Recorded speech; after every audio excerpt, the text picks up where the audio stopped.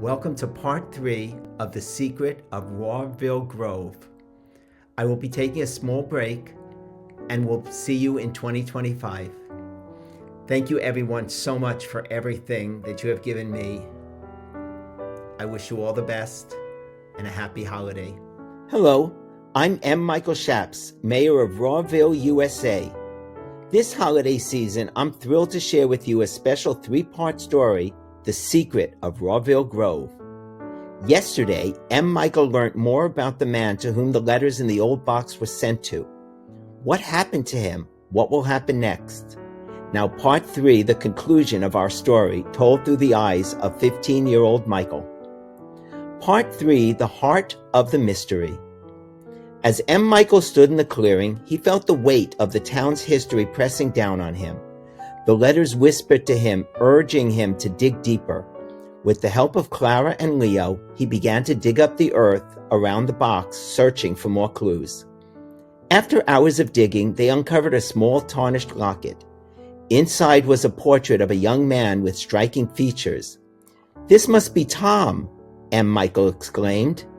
"He's very handsome," he thought to himself. A shimmer caught his eye as Michael held it up to the light. Attached to the locket was a tiny note written in the same handwriting as the letters. It said, "Find me where the shadows meet the light." Confusion washed over him. What did it mean? He shared the note with Clara and Leo, and they pondered its significance. Again, Michael looked through the letters that he had read many times before. The letters were beautifully written love letters, signed only with the letter M. Then Michael paused. He turned to his friends and said, "This one mentions the 2 lovers meeting under a canopy. Do either of you know what that could mean?" Leo and Clara shook their heads no. The trio then set out to explore. As they ventured deeper into the grove, the air grew heavy with anticipation. Eventually, they stumbled upon a clearing where the trees arched together, creating a natural cathedral. Looking up, Michael exclaimed, "Look at those trees! They form a natural canopy."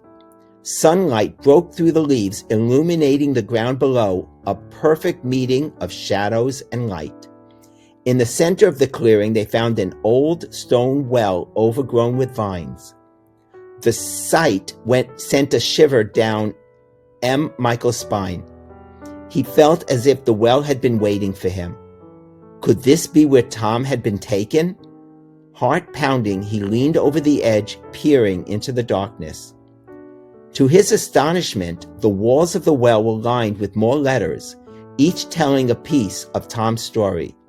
They spoke of love, betrayal, depression, anxiety, and ultimately a desire to escape from an unbearable life. As Michael shone the light from his iPhone onto the other letters, he saw that the M stood for Michael. A gay love affair in the 1940s was not acceptable. On top of that, depression and anxiety made it even more difficult. Michael's heart ached for him. Tom had been trapped not only by his circumstances, but by the town's inability to understand the depth of his pain, something Michael knew all too well.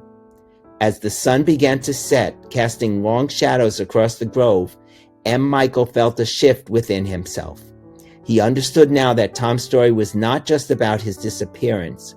It was a mirror reflecting the struggles of so many in Rawville, including his own. The letters were a call to action, a reminder that vulnerability should not lead to isolation but to connection.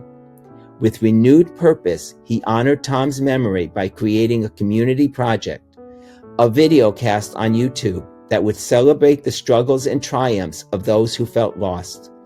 It would be a place where stories could be shared, connections could be made, and love could blossom in all its forms. As they returned to town, Michael felt a sense of hope. He might still carry the scars of his past, but he also bore the strength of Tom's message, a message that could save the life of anyone who knew it. One might feel alone, one might be alone, but if you love yourself, you are never alone. We are all unique. Be yourself and look for the people who accept you.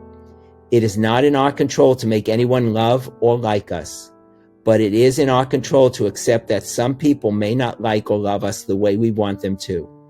The mystery of Rawville Grove had uncovered not just Tom's story, but the threads that connect us all.